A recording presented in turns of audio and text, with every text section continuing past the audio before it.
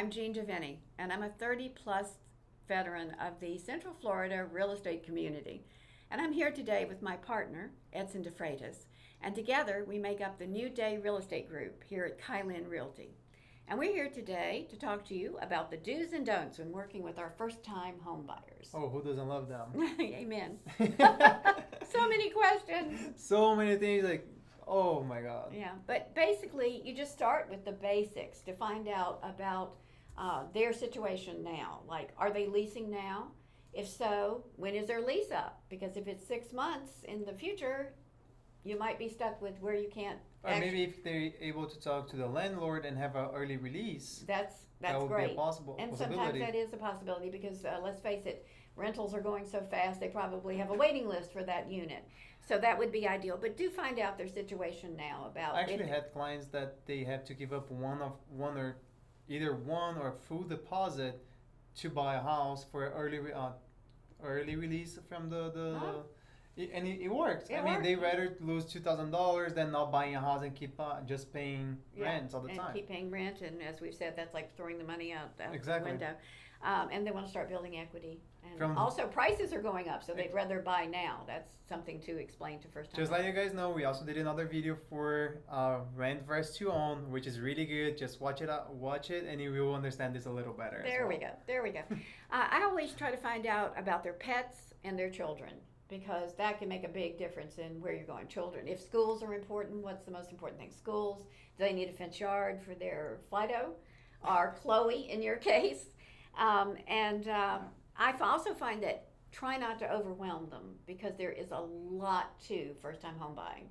And so if I was a first buyer, yes. What would be the first basics that you would start with me? Like the first teaching me the basic, what would be the first basic? Well, the first thing, as I said, I try to find out more about your situation so I can work with your situation. I would explain to them that I would be there for them through the whole process, and that it is a process, and that we're going to get pre-qualified, which is going to be necessary in order to make an offer once we find that house.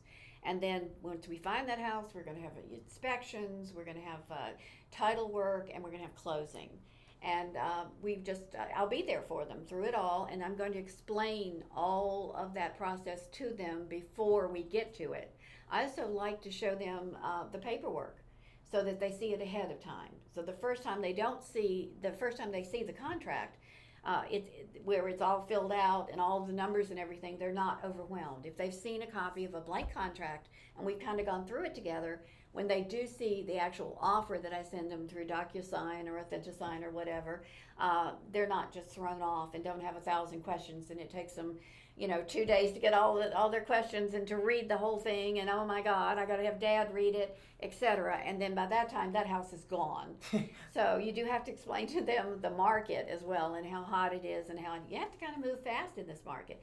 So I find if they're familiar with the paperwork ahead of time, that really does help, and especially when it comes to getting that offer in. I even ask my title company to do a preliminary closing statement once we do have a deal, so that what is that? Well, preliminary closing statement simply explains very closely on the buyer and the seller side all of the cost of the offer and the contract. Oh, so it's just pretty much pre-closing costs, so they kind of see how much it's going to be they have to pay at the end. Yeah, exactly. At the closing table. Right, exactly. So, there may be if there's an extension or whatever, we might have some few changes, but the basics have been in front of them.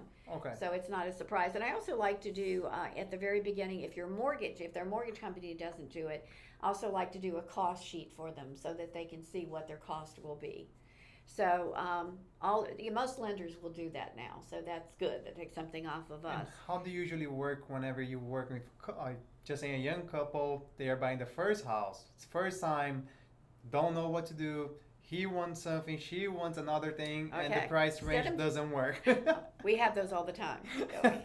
We sit them down with a piece of paper, each separate, with their needs and their wants on a separate column, and have them each fill that out. Hopefully they match. Often they don't. So we end up with a realistic column in the middle, and that's how we start the process with them. Okay, because Some people say happy wife, happy life, but again, you're buying a house, you want something that you like as well. I have found out over the years the men buy the garages and the women buy the kitchens. So, and also when it comes to things like an inspection, I talk to them about how they're protected through all of this, because that gives them a little bit more sense of comfort level with purchasing. I explain how they're covered by the appraisal, how they're covered. Well, of course, they're covered by the contract in many ways. They're covered by the appraisal and, of course, by the inspection. I even like to show them a copy of an inspection so they're familiar with that and can see how much in detail most inspectors go. And that's always been reassuring to them. The other thing is they often ask you, I always give them the option of choosing their own inspector. But should they say, and a lot do, I don't know any inspectors, or my friend used somebody, but he's down in so-and-so, who do you use? At that point, I try to give at least 2 inspectors, and I try to know these inspectors, and I vet them. And when I give them those inspectors, I try to tell them the truth about it. If I think one inspector would be better for them because they do a lot of work with first-time home buyers, they teach better, for lack of a better term, I might say to them, here are several names for your particular needs. I personally like this inspector, but this must be your decision. You protect yourself, protect your license. You need to vet them. You need to go on their website and talk to them, etc. And that would be the same for a mortgage broker as well, right? I do exactly the same thing for the mortgage brokers, because we have some mortgage brokers who just do better with first-time home buyers. They don't mind explaining the process better. They're a little more responsive. They don't need the same thing as is that investor or somebody that's bought homes and turned them several times and are veteran home sellers. They don't have the same needs. They don't want to be coddled. They don't want everything explained to them. They're familiar with it. So yes, I do. I try to do kind of a match there, but always protecting your license by saying, please make the choice yourself. Choose whomever you want, do your own vetting, etc. Don't rely just on what I'm telling you. So what can you say now? Don't have a promise and close statement? That's how we can kind of close. No, I think how we can kind of, we've done the closing statement. I think what we just say is be careful not to overpromise, to be realistic, because in the end they will, at the same time, reassure them and hopefully get them to close. Is there anything else that you would recommend for a first-time buyer?